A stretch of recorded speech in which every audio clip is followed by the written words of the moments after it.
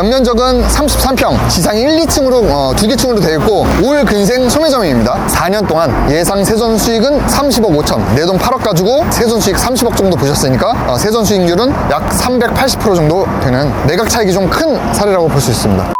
안녕하세요, 황금대주입니다. 안녕하십니까, 임정원입니다. 대한민국의 제2의 도시는 어디예요? 부산 아닌가요? 부산이죠. 서울의 서울은 어디냐라고 했을 때 그래도 좀 강남을 많이 본다라고 하면 서울의 부산은 어딜까라고 했을 때 저는 마포나 홍대 쪽 이쪽이 아닐까. 그러니까 투자자 관점입니다. 사실 뭐 성수나 뭐 이쪽도 많이 있지만 그래도 좀 전통적으로 뭐 2위라기보다는 그렇죠. 약간 문화적으로나 이제 상업적으로 과거부터 상권이 발달해 있던 그런 지역이죠. 그래서 이제 홍대의 이제 상권인 이제 연남동은 1년 전에 저희가 한번 촬영을 했었고 한번 위에 한번 제가 달아놓을 테니까 한번 보시고, 오늘은 어딜 나왔죠? 마포구에서 큰 길을 하나 건너서 서대문구로 왔습니다. 여기 지금 딱 뒤에 보이는 올리브영을 보자마자 눈치를 채신 분도 있을 텐데, 여기는 이제 연대 앞에 신촌역에 오늘은 저희가 나와봤고요. 서대문구도 사실 굉장히 넓지만 신촌 2대 상권이 전통적으로 강호인 또 그런 상권이고, 60년대, 70년대, 80년대생까지는 또 이쪽에 추억이 많으신 분들이 많이 계실 거예요. 저만 해도 대학교 때죠. 대학교 때니까 한 5년 전인가요?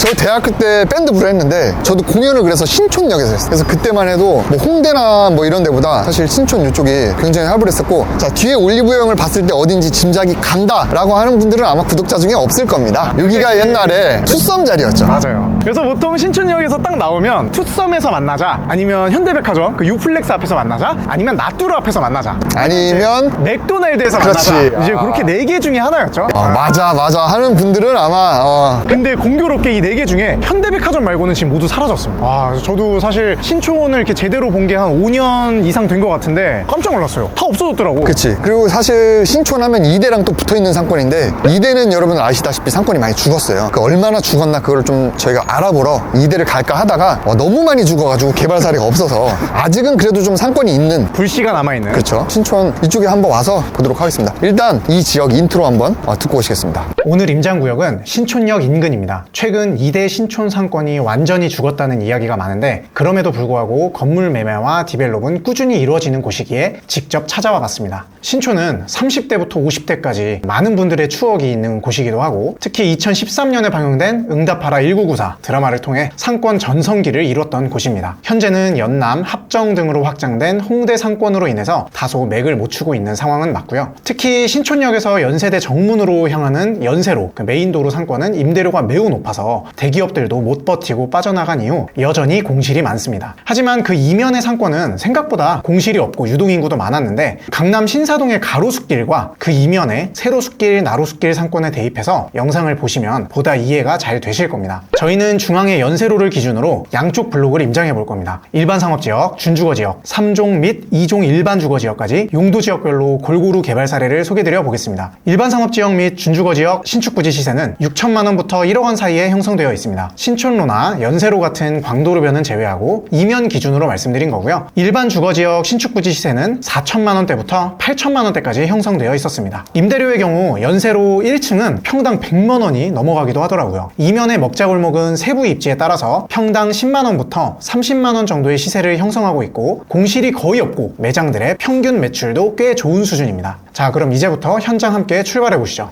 일단은 저희 커피 한 잔 먹고 시작하실까요? 그래. 일단은 생각보다 날씨가 좀 추워요. 커피 한 잔 먹고 시작하는데 카페로 한번 가보시겠습니다. 예. 금방 오네.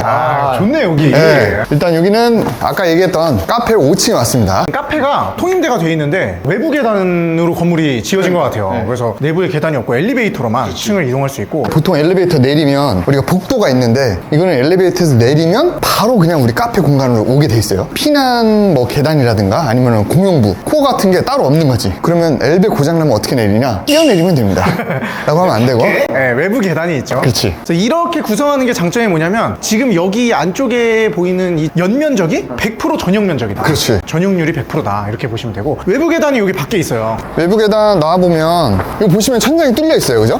네, 뚫려 있고, 천장이 뚫려 있고 계단이 이렇게 밖에 있다라는 거는 여기는 사실은 이제 건폐홀에는 들어가는데 사실 용적률에선 빠지죠. 그 외부를 둘러싸서 그 뱀 또아리 하듯이 이렇게 쫙 건물 외곽을 계단으로 둘러싸고 있습니다. 요게 또 그 약간 계단을 가려주기도 하면서 이제 구조물, 건물을 더 커 보이게 하는 효과가 있어서 더블 스킨을 잘 활용한 것 같아요. 그래서 내려오면 4층은 또 이렇게 출입구가 여기 있습니다. 그래서 외부 계단이 이렇게 둘러싸이고 있기 때문에 각 층마다 출입문이 한 곳에 있지 않고 둘러싸여 있다. 그런 식으로 보시면 될 것 같습니다. 저 건물 외관을 보면 이제 더블 스킨이 있던 게 외관상 봤을 때 건물이 커 보이게 하기 위해서 보이는 면에서는 좀 가려놨고 이제 내려오다 보니까 좀 이면에 뒤쪽에 있는 면은 아예 또 안 가려놨어. 아예 그럼 야외 노출이에요? 그렇지, 그냥 아예 노출이지. 엄청 웅장하게 보이게 만든 것 같아요. 코너부까지 다 활용을 해가지고. 이쪽에서 한번 나와서 볼까요? 여기가 용도 지역은 일반 상업 지역이에요. 대지는 33평. 2017년에 평당 9천만 원대에 매입을 해서 신축을 한 사례고 지하를 따로 안 팠더라고요. 상업지인데. 그래서 그걸 알고 보니까 이제 연면적을 딱 80평에 맞추고 주차 대수 한 2대 수준에서 끄는 것 같고 여기가 부설 주차장 기부 체납 대당 한 뭐 7천만 원에서 8천만 원 정도를 내면 주차 대수를 완화 면제를 받을 수가 있어요. 그걸 통해서 실제로는 이제 주차 대수 빵대로 그렇게 기획을 한 사례입니다. 그러니까 여기가 상업지니까 용적률은 좀 높게 뽑을 수 있는데 용적률이 높아지면 거기에 따라 주차 대수는 많아지고 사실 대지가 30평대면은 굉장히 작잖아요. 주차장을 설치했을 때 1층이나 이런 데가 좀 근생 면적이 날아가고 좀 그런 게 있으니까 아무래도 여기 주변에는 좀 차를 타는 이제 그런 손님보다는 그냥 걸어 다니는 유동인구가 좀 많은 지역이다 보니까 정책적인 게 지구 단위로 그런 게 좀 있는 것 같아요. 그래서 그거를 좀 건축주들도 많이 활용을 해서 주차장을 좀 최대한 배제를 하고 여기는 사실 주차장이 없다고 불편해서 안 오는 그런 상권은 아니거든 또. 맞아요. 임대를 한 건지 직접 운영한 건지 모르겠는데 어쨌든 통카페를 운영하는 것도 좀 인상적이었습니다. 그러니까 가보시죠. 이제 본격적으로 사례를 좀 더 보러. 네. 지금 여러분들 촬영 시점이 오늘 평일 오전 11시입니다. 네. 3월의 셋째 주 평일이고요. 약간 쌀쌀하긴 하고 바람도 많이 부는데 그래도 좀 햇빛이 좀 따뜻한 편이에요. 아니 그 나뚜루가 여기 있던 거 아니야? 맞아요. 만남의 장소로 유명했던 나뚜루가 바로 이 건물인데 지금 공실이네요. 진짜 코너에다가 이게 2개층 나뚜루가 통으로 쓰고 있었거든요. 제 추억 속에는 그게 없어졌어. 여기서 아이스크림 좀 먹어봤잖아. 좀 먹었죠. 많이 먹었죠. 그래도 누구랑 먹었냐고는 안 물어보시네요. 나도 역풍을 당할 수가 있으니까. 자, 우리 이게 뭐 소규모 디벨롭은 아니지만 신촌역 앞에 이 횡단보도 앞에 있는 좀 랜드마크 건물로서 좀 매매 사례가 있어가지고 차익을 잘 내셔서 요거 한번 다뤄보면 좋을 것 같아요. 자, 뒤에 있는 건물은 신촌역 1번 출구 바로 앞에 있는 건물이고요. 대지가 18.8평, 굉장히 작죠. 20평도 안 되는 일반 상업지입니다. 연면적은 33평, 지상이 1, 2층으로 2개 층으로 되어 있고 올 근생 소매점입니다. 이거는 2017년 1월에 30억 5천만 원 주고 매입을 하셨어요. 평당 1억 6,200만 원 정도. 그 다음에 2018년 사고 이듬해에 개발을 해서 외부 마감재 및 리모델링만 이제 진행한 걸로 추정이 되고 예상 공사비는 그래서 한 1억 5천만 잡았습니다. 그 다음에 예상 부대 비용은 취득세, 중개비, 뭐 기타, 뭐 금융 비용 포함해서 한 2억 정도 받고요. 그러면 총 사업비는 34억. 거기 이제 등기상 대출이 26억 정도가 있으니까 내 돈은 약 8억 정도 가지고 사업을 하셨다 이렇게 볼 수 있고 이거는 이제 개발을 해서 약 3년 뒤인 2021년에 64억 5천에 매각을 하셨어요. 평당 3억 4천만 원. 4년 동안 예상 세전 수익은 30억 5천. 내 돈 8억 가지고 세전 수익 30억 정도 보셨으니까 세전 수익률은 약 380% 정도 되는 매각 차익이 좀 큰 사례라고 볼 수 있습니다. 원래 리모델링을 하고 나서 약국으로 통임대를 했었어요. 그래서 위쪽에 보면 아직도 그 마크가 남아있고 그 약국이 빠지고 계속 공실이었던 것 같아요. 그래서 임시로 이런 소매점 팝업이 지금 잡화점이 들어와 있는 것 같고 지금 보시면 이 신촌역 2번 출구 앞에 코너 건물이 전부 공실이에요. 그리고 필지가 막 지금 막 합벽으로 막 다 붙어있고 옛날 건물이니까 사실 이런 거는 어떻게 보면 좀 시행사나 대기업이 사서 아예 여기에 멋들어지게 용도 지역을 잘 살려서 개발을 하면 땅을 좀 효율을 좋게 쓸 수 있지 않을까. 그래서 저희가 아까 처음에 영상을 찍었던 2번 출구 앞에 그 옛날 투썸 자리 있잖아요. 네. 거기부터 여기까지가 다 1, 2층짜리 건물로 해가지고 건물이 사실상 우리 해방촌 갔을 때처럼 건물이 다 붙어 있어요. 옛날 건물이니까. 그래서 지금은 그냥 내부 수리만 하면서 임차 업종만 바뀌고 있는데 좀 길게 보면 맞은편에 저기 이마트 버전 나중에 좀 전체적으로 개발이 돼야 되지 않을까 그렇게 보여집니다. 가보실까요? 대로변 건물보다 이제 안쪽에서 좀 실질적인 사례를 보시죠. 너무 가까이 찍는 거 아니야? 모공까지 다 나오는 거 아니야 이거?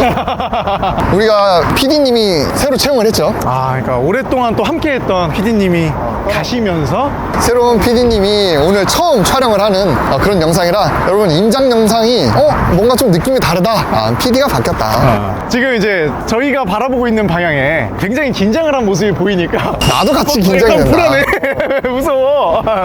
여기는 이제 현대백화점이고 여기랑 이제 이 뒤에 있는 유플렉스관 앞에서도 많이 만났죠. 그렇지. 뭘 만나? 뭘 만나? 친구들을. 오늘 좀 무덤을 많이 판다. 깜짝이야.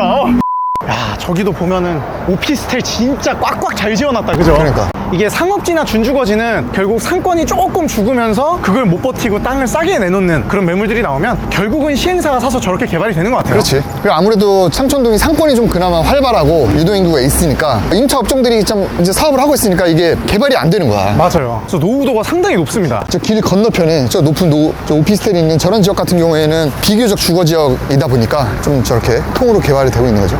여기 이제 오른쪽에 큰 건물이 보이는데 이 건물도 사실 리모델링을 한 사례예요. 이게 건물이 80년대에 지어졌더라고. 돈적으로는 제가 다루진 않을 거고 너무 규모가 커서 이 건물 뒤편에서 아이디어 얻을 만한 부분이 있거든요. 그거 좀 설명드릴게요. 요거를 제가 보여드리려고 그랬어요. 아까 앞에서 봤던 그 노후된 건물을 매수자가 바뀌고 증축 리모델링을 한 사례인데 건폐율이 아마 남아있었던 것 같아요. 그 부분에 아예 증축을 한 거죠. 새로운 한 동을 만든 거죠. 내부적으로는 연결돼 있죠. 저는 이것만 다른 건물인가 했는데 필지 안에 있는 거고 4개 층을 증축을 했더라고요. 또 요 안에만 별동처럼 또 카페나 사무실로 건물을 주고 이건 뭐 상향 증축이 아니고 그냥 옆으로 증축한 거네. 그렇죠. 수평 증축이죠. 그래서 엘리베이터도 따로 있고 이 안에 내부 계단도 따로 있고 그러면서 증가된 면적에 대한 주차 대수를 내부 주차장으로 돼 있더라고요. 그러니까 거의 사실상 그냥 건물 하나를 또 지은 거네. 그러니까 그럼 건축물 대장이 하나인가? 건축물 대장은 하나죠.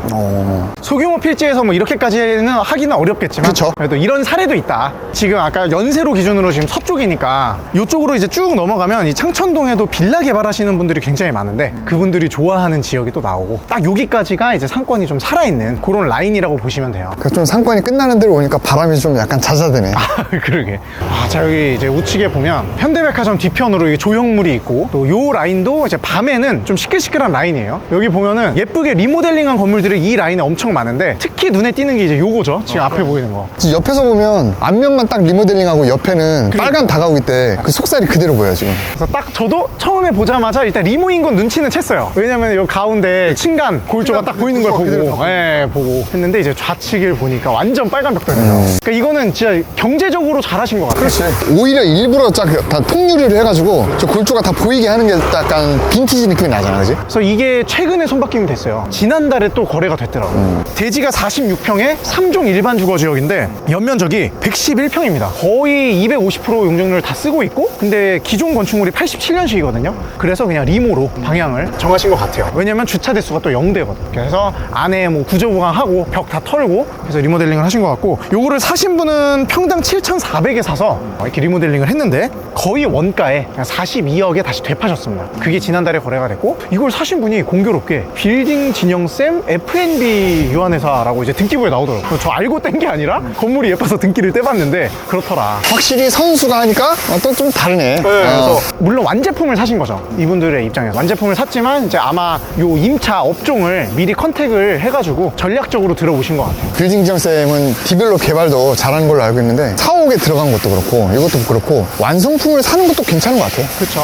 간단한 인테리어랑 이런 임차 업종으로 밸류업을 또 하는 거죠. 그렇게 진행을 하고 있는 사례라고 보시면 될 것 같습니다. 가보시죠.